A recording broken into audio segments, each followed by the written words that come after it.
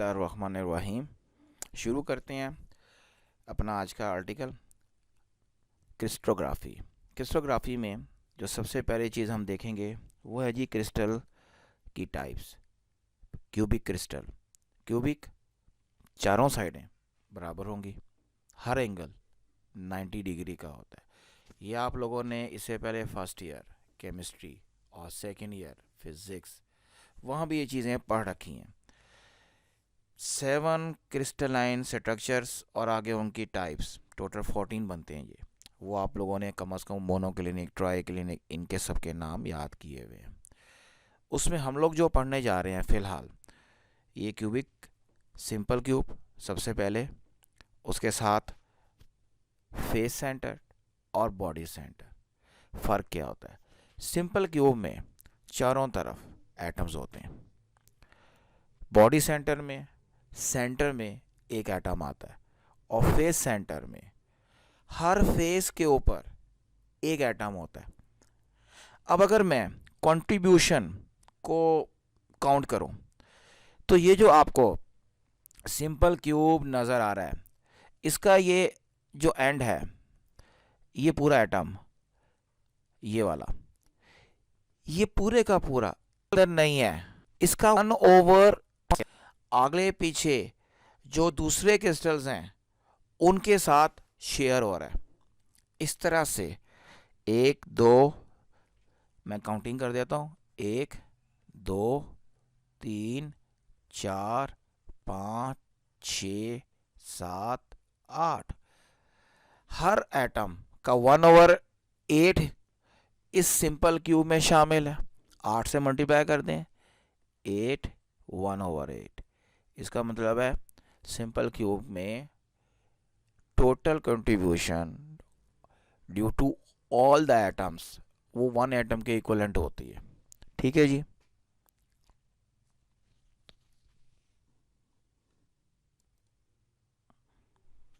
तो ये बात तो क्लियर हो गई कि एक सिंपल क्यूब में जितने भी एटम होते हैं वो मिल मिला के एक ही एटम बनता है। इसी तरह से जब आप आते हैं फेस सेंटर, अब फेस सेंटर में एक एटम तो कॉर्नर्स की वजह से आ गया, जिसका सिंपल क्यूब में आता है। अब ये जो टॉप फेस पे एटम है, आधा इसमें है आधा ऊपर है, तो हाफ इसकी कंट्रीब्यूशन, हाफ नीचे वाले की, हाफ ये राइट वाले की, हाफ लेफ्ट वाले की, हाफ फ्रंट वाले की, हाफ बैक वाले की। तो ये फ्रंट बैक एक एटम, राइट लेफ्ट एक एटम, 2 हो गए। अप एंड डाउन तीसरा हो गया, चौथा ये कॉर्नर्स के मिल गए, तो 4 एटम की कंट्रीब्यूशन आ गई।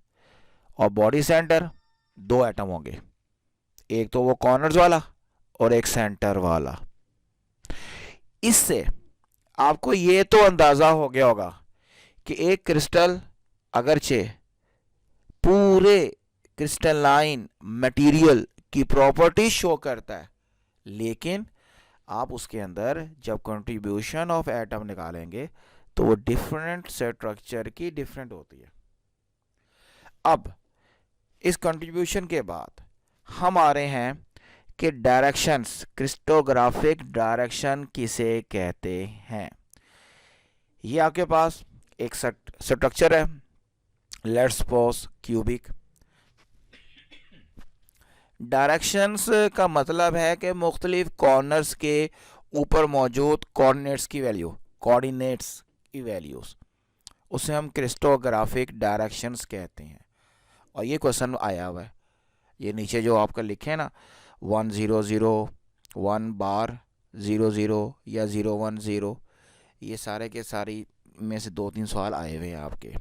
अब मिसाल के तौर पे आपके पास एक सामने क्यूबिक स्ट्रक्चर है, इसको मैं ज़रा रीड्रॉ करके दिखा दूँ। ये एक बॉक्स बनाया आपने, इसके अंदर एक और बॉक्स बनाया, तो इनको आपस में मिला दिया। ये अगर एक्स एक्सिस है, ये वाई है, ये जी है।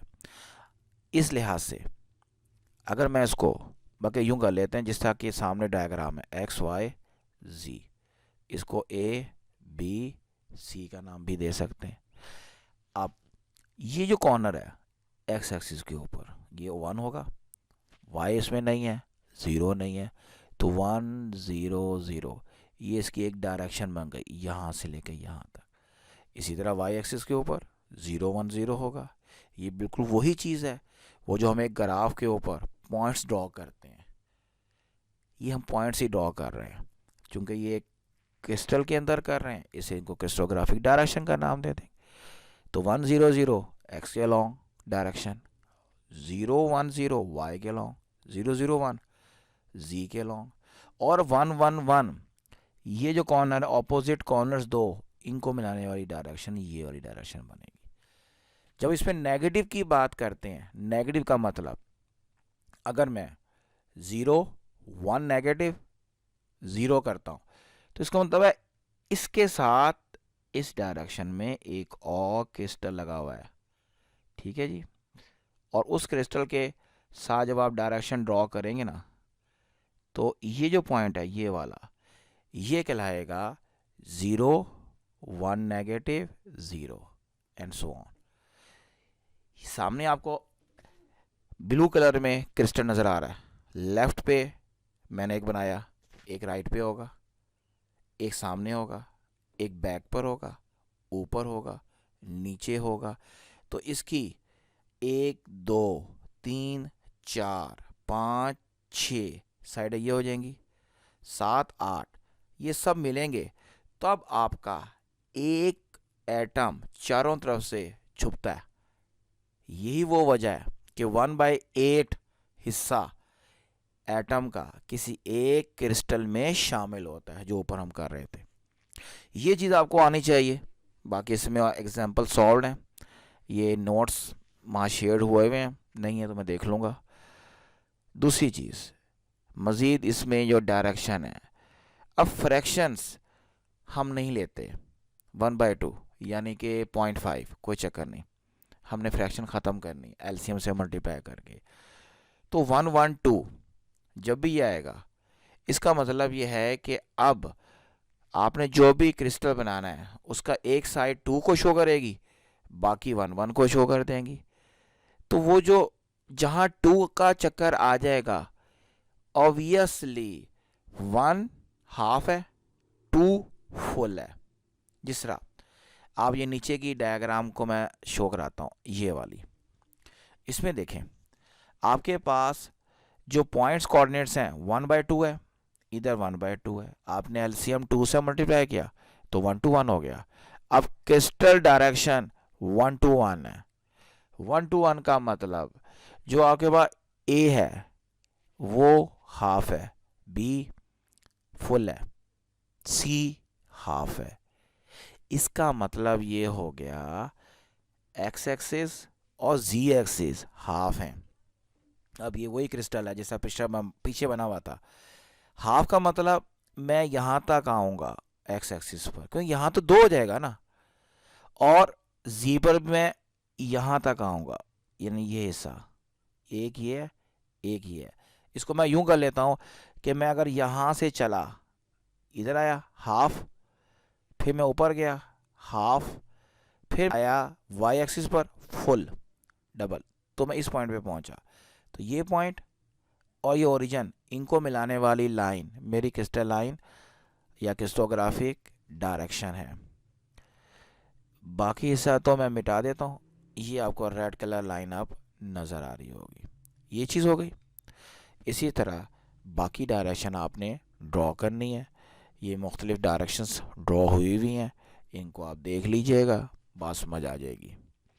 नेक्स्ट आपके पास ये डायरेक्शंस ही हैं और ये डायरेक्शन ड्रॉ करनी है, कर लीजिएगा। मिलर इंडाइसिस, मिलर इंडाइसिस असल में जो हमारे इंटरसेप्ट्स हैं ना, उनको रिप्रेजेंट करने का एक वे आउट है।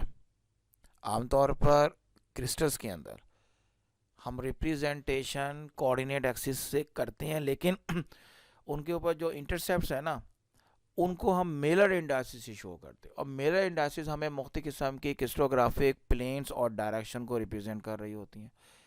इनको हम मालूम कैसे करेंगे, ये लेंस कैसे निकालेंगे? पहली बात है definition, the reciprocals of the fractional intercepts that the plane makes with X Y Z axis in a cubic unit cell, इसको हम कहते हैं मिलर इंडाइसिस। अब आपने मिलर इंडाइसिस कैलकुलेट कैसे करनी है, इसके जो प्रोसीजर है वो आपने याद करना है। सवाल आ जाता है, choose a plane that does not pass through the origin, मतलब आपने वो प्लेन लेनी है जो ओरिजिन को टच ना कर रही हो, एक चीज। दूसरी बात, फिर आपने इस प्लेन के इंटरसेप्ट निकालने हैं, यानी coordinates x Y Z axis पर या ए बी सी एक्सिस के ऊपर, वट एवर द केस में भी। अगर ये इंटरसेप्ट फ्रैक्शंस में है तो पहला काम आपने इनके लेने हैं रेसिप्रोकल्स और फ्रैक्शंस ख़त्म करनी है। वो लीस्ट नंबर जो होता है, लीस्ट से आप लीस्ट काउंट कहते हैं, उससे मल्टीप्लाई कर देंगे, तो जो आंसर आएगा वो कहलाएगा मिलर इंडाइसिस। एग्जाम्पल, ये आपके पास एक क्रिस्टलाइन स्ट्रक्चर है क्यूबिक, इसमें अगर आप देखेंगे तो जो प्लेन हाईलाइट की गई है ये ओरिजिन से नहीं गुजर रही। ये समझ लें जिस कमरे में आप बैठे हैं, इस कमरे के एक कॉर्नर को ओरिजिन लेट कर लें, ठीक है। अब उसके एडजेसेंट वॉल दो होंगी, एक एडजेसेंट वॉल और दूसरी एडजेसेंट वॉल के कॉर्नर्स को मिला दें, दरमियान में एक पर्दा लगा दें, तो ये प्लेन आ गई जो सामने वाली शो हो रही है। इसके जो इंटरसेप्ट्स हैं अगर आप देखें, एक्स एक्सिस यानी ए पर 1 है, बी पर भी 1 है, जी पे है ही नहीं, अनडिफाइंड। इनके रेसिप्रोकल ले लें 1 1 0, और उसके बाद इनके इंटीजर्स को क्लियर करना है। मतलब अगर नीचे कोई फ्रैक्शन आ रही होती तो उससे मल्टीप्लाई कर, अब नहीं आ रही तो बस ठीक है, यही जवाब है 1 1 0 मिलर इंडाइसिस कहलाएंगी इस प्लेन की। यानी ये जो प्लेन है आपके पास एक्स और वाई पे तो कट कर रही है, जी पे नहीं कर रही। दूसरी एग्जांपल देखें नीचे वाली,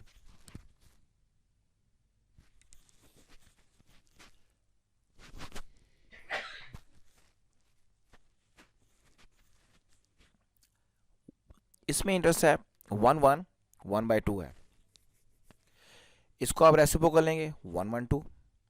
अब इसमें भी आप फ्रैक्शन नहीं है तो बस 1 1 2 मिलर इंडाइसिस बन गई।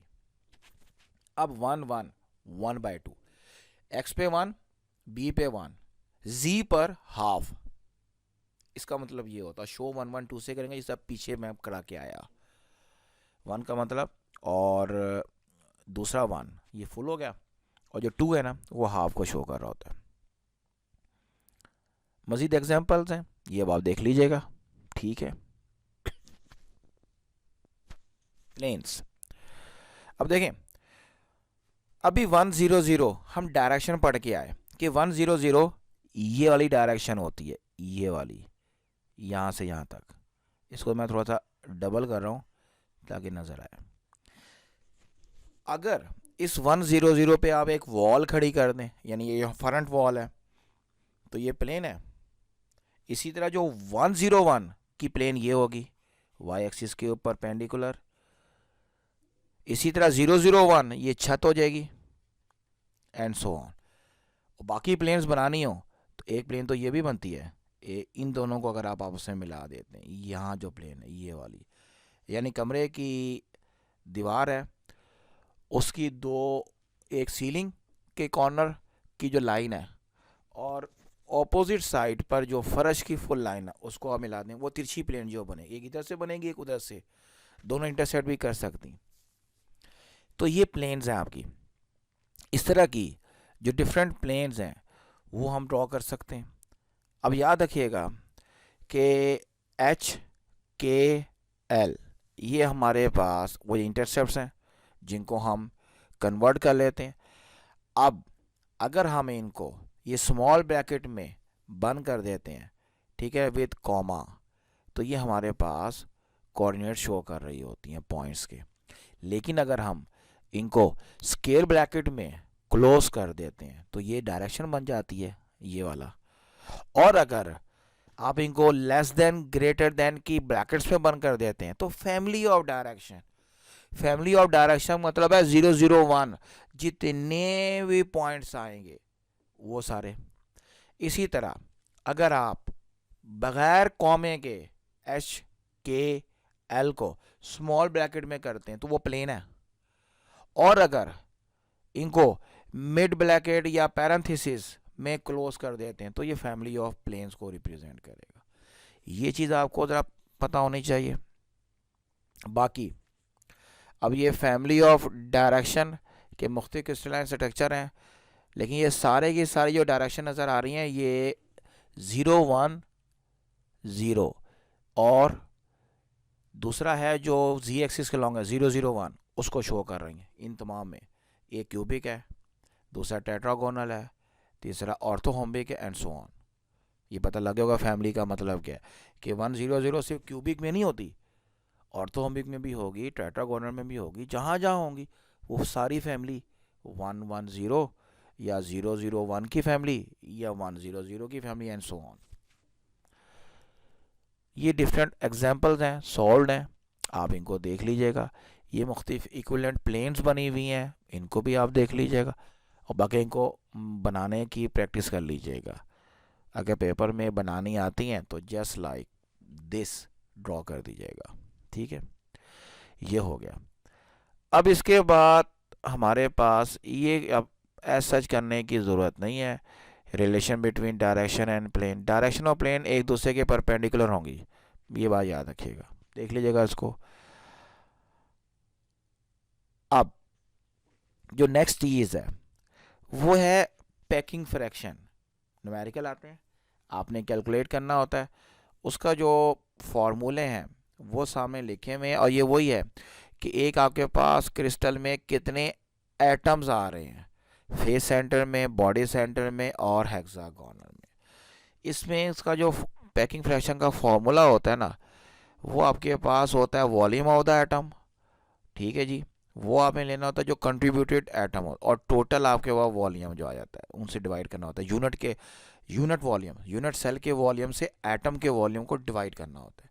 अब देखना पड़ता है कि कितने एटम्स का कंट्रीब्यूशन है, तो एक एटम के वॉल्यूम को टोटल नंबर ऑफ एटम से मल्टीप्लाई करेंगे तो volume of the atoms in the crystal वो आ जाएगा। उसको जब डिवाइड करेंगे पूरे क्रिस्टल के वॉल्यूम के साथ, इसे कहते हैं पैकिंग फ्रैक्शन। ये मुख्तलिफ किस्म के जो पैकिंग फ्रैक्शन है, FCC का हो गया, बॉडी क्यूबिक सेंटर BCC उसका हो गया, सिंपल क्यूब का हो गया, वो आपने ज़रा कैलकुलेट करके उनके फॉर्मूले और वैल्यूज़ याद रखनी है, अगर पेपर में आए तो यू कैन पुट इट। तो ये मुख्तलिफ एग्जांपल सॉल्व हैं, ये आपने देख लेना है, ठीक है। इसमें कोई इतना बड़ी मसला नहीं है, सिर्फ याद करना है आप लोगों ने इसको, तो ठीक है। जहाँ तक ये मुख्तलिफ हैं एग्जांपल चल रही हैं बस। अब जहाँ तक इनकी डिटेल का ताल्लुक है, ये फॉर्मूला उसका देख लीजिएगा, ये है जी क्रिस्टोग्राफी। अब जिस बंदे ने, ये तो मैंने जो चीज़ें पहले दिखाई ना, पेपर में क्रिस्टोग्राफी के अंदर से यही चीज़ों के फॉर्मूले आए हुए हैं और न्यूमेरिकल आए हुए हैं या डायरेक्शन ड्रॉ करनी है, तो पेपर की हद तक तो ऊपर वाला पोर्शन काफ़ी है। अब अगर आपने मज़ीद डिटेल चाहिए कि जी हमें किताब बताएं, तो ये किताब का पूरा वो चैप्टर जो क्रिस्टोग्राफी को डील करता है, मुख्तलिफ किस्म के क्रिस्टलाइन स्ट्रक्चर के हवाले से, चाहे NaCl का है, KCl3 का है, बेरियम सल्फेट है, एक्सेट्रा एक्सेट्रा, वो इसके अंदर डिटेल मौजूद है, वो आप देख लीजिएगा, पढ़ लीजिएगा। डेफिनेशंस मैं आपको हाईलाइट करवा देता हूँ इसके अंदर। क्रिस्टोग्राफी की डेफिनेशन शुरू में लिखी हुई है, इसको आप पढ़ लीजिएगा। अभी आपने अपने खुद पढ़ना है, कोई इतना हाई फाई काम नहीं है जो मैं आपको दे रहा हूँ। ये आ गया, फिर इसके अंदर आप लोगों ने पीरियोडिसिटी वगैरह कुछ नहीं करना, ये देख लीजिए। यूनिट सेल की डेफिनेशन ये आप देखेंगे, मैं क्लिक कर रहा हूँ, जो चीज़ें मेंशन कर रहा हूँ ना उनको आप देखेंगे, ठीक है जी। यूनिट सेल आपको पता होना चाहिए, वो बेसिक स्ट्रक्चर जिसे आप बार बार रिपीट करें तो पूरा क्रिस्टलाइन स्ट्रक्चर रिप्रोड्यूस हो जाता है, ठीक है। मज़ीद ये 1/8 एटम्स के कंट्रीब्यूशन, एफसीसी में कितने एटम कंट्रीब्यूट होंगे, बीसीसी में कितने एटम कंट्रीब्यूट होंगे, वो सारी डिटेल यहाँ लिखी हुई है। ये वो डिटेल है जो मैं अभी पीछे बता कर आया हूँ।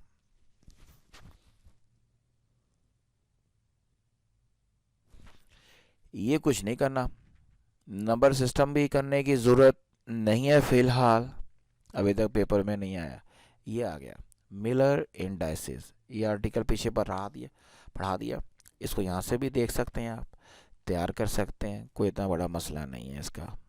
एग्जाम्पल्स हैं इसकी, आप देख लीजिएगा, ठीक है। ये कॉस थीटा, ये ज़रूरत नहीं, एंगल वगैरह ये भी इतना एडवांस हमने नहीं जाना जब तक कि हमारा पेपर में इंक्लूड नहीं करेंगे। स्पेसिंग वगैरह की भी ज़रूरत नहीं है आप लोगों को, ठीक है, ये भी छोड़ दें।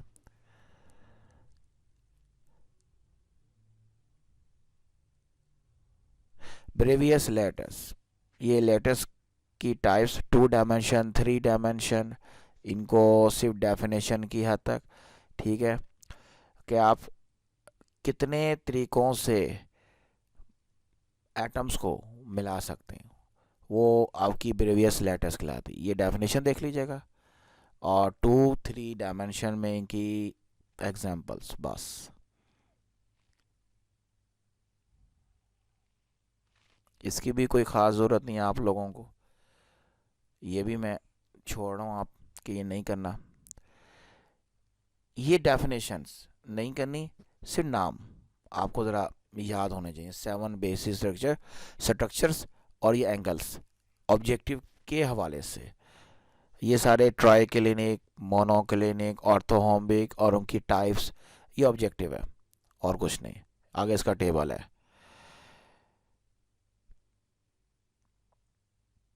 फिर हेक्सागोनल क्लोज पैक्ड स्ट्रक्चर, इसको सिर्फ आपने इस हवाले से कि जिसमें पैकिंग फ्रैक्शन की कैलकुलेशन है, ये पीछे भी मैं आपको बता चुका हूँ, ये आपने करनी।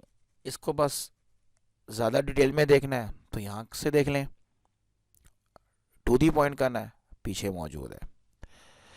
ये आ गया फेस सेंटर की पूरी डिटेल, देखना चाहते हैं देख लीजिएगा, वरना टू दी पॉइंट जो कैलकुलेशन है पैकिंग फ्रैक्शन की वो कर लीजिएगा।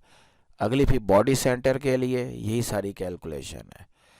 फिर सिंपल क्यूब के लिए है, डायमंड स्ट्रक्चर के लिए है, जिंक ब्लेंड स्ट्रक्चर के लिए है, सोडियम क्लोराइड के लिए,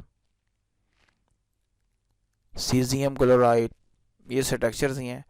इनको जस्ट देखना है कि ये बॉडी सेंटर है या फेस सेंटर है, बस।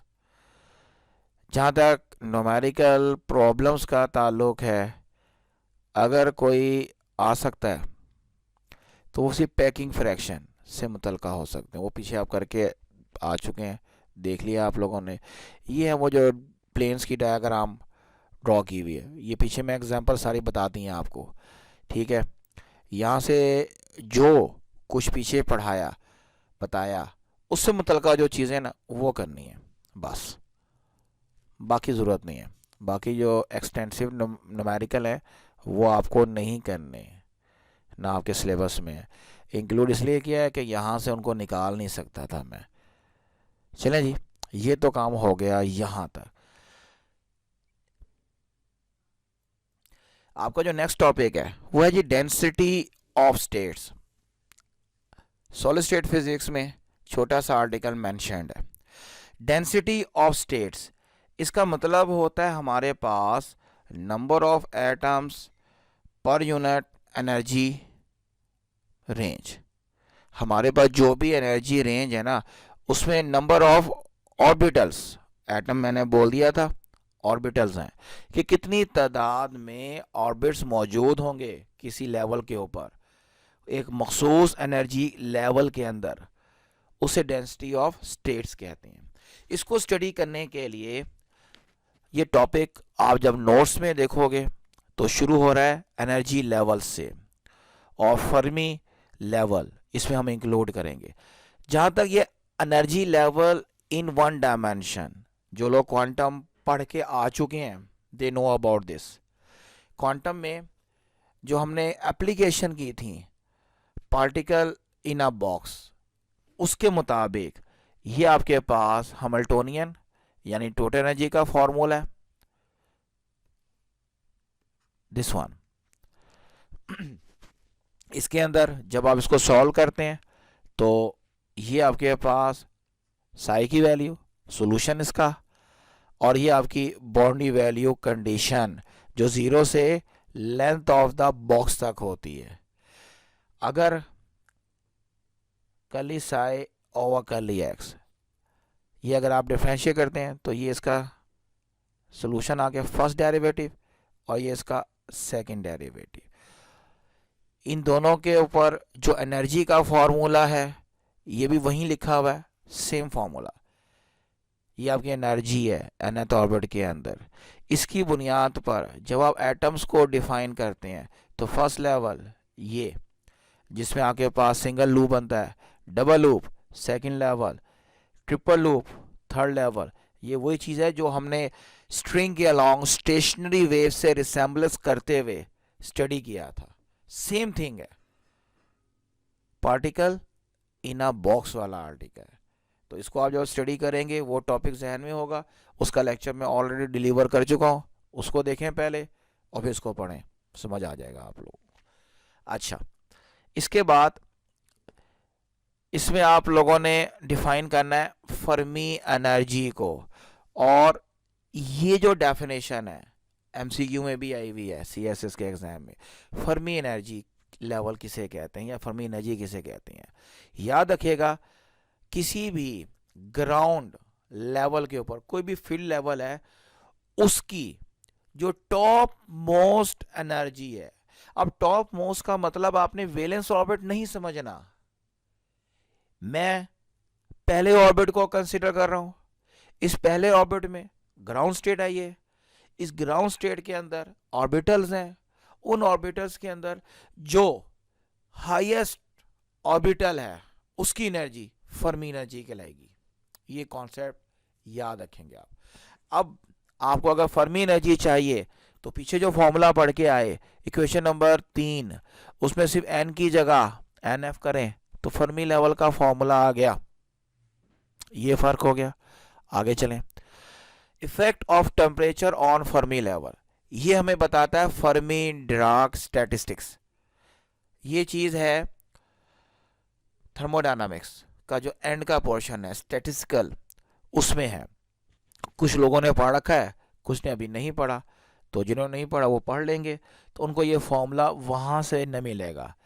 ये जी आपके पास फर्मी डिराक डिस्ट्रीब्यूशन का फॉर्मूला जो हमें बताता है कि कैसे मुख्तलिफ लेवल के अंदर at different temperatures and energy levels आपके इलेक्ट्रॉन या एटम्स डिस्ट्रीब्यूट होते हैं।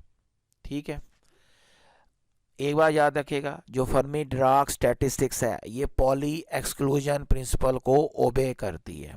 ठीक है जी, मतलब दो एक जैसी स्पिन वाले इलेक्ट्रॉन एक जगह नहीं आ सकते। अब जहां तक मैथमेटिकल ट्रीटमेंट का ताल्लुक है, ये आपके पास श्रोडिंगर वेव इक्वेशन आपने पढ़ी हुई, ये साए उसका सॉल्यूशन, और ये टाइम इंडिपेंडेंट साई की वैल्यू। नेक्स्ट, अगर आप इसको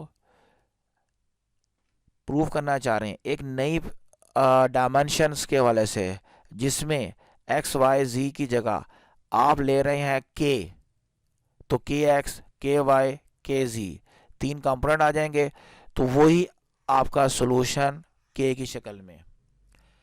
ये आप यूं समझ लें कि आपने एक नए कोऑर्डिनेट एक्सिस ले लिए, उस नए कोऑर्डिनेट एक्सिस के लिहाज से आपका जो सॉल्यूशन है उसकी शेप में आपने के को इंक्लूड करना है। जिस एक्स हम करते थे, वाई करते थे, जी करते थे, अब के को आप इंक्लूड करेंगे, और वही एनर्जी का फॉर्मूला जहां पे आपने एफ लिखा था अब वहां के पे ले आएंगे आप उसको। ठीक है, और ये आपकी फर्मी एनर्जी सेम चीज आ जाएगी। तो इस मतलब एक ही फॉर्मूला है, से उसकी शेप चेंज कर रहे हैं, एफ लिख रहे हैं, के लिख रहे हैं उसके अंदर। और जब आप बाकी चीज़ बड़ी सिंपल है, आपने मुख्तलिफ इक्वेशंस को आपस में मिलाना है। आपके पास टोटल नंबर ऑफ ऑर्बिटल निकालेंगे, ये फॉर्मूला बन जाएगा। इक्वेशन नंबर 10 के साथ आपने इसको मिलाना है, और यहाँ पे इक्वेशन नंबर 15 को सॉल्व करके आप के एफ यानी जो नया एक्सिस है उसकी वैल्यू निकाल लीजिएगा। नेक्स्ट आपने ये आपके पास फर्मी एनर्जी, यहाँ से एक वेलोसिटी का फॉर्मूला आपने रखना है, और जब आप इसको डिफरेंशिएट, पहली बात आपने इसमें एन की वैल्यू निकालनी है ये वाली, और एन को with respect to E differentiate करना है, तो आपके पास डेंसिटी ऑफ स्टेट्स आ जाएंगी। बाकी आप करिएगा, कोई मसला होगा तो मुझसे डिस्कस कीजिएगा। टाइम ख़त्म होने वाला। अल्लाह हाफिज़।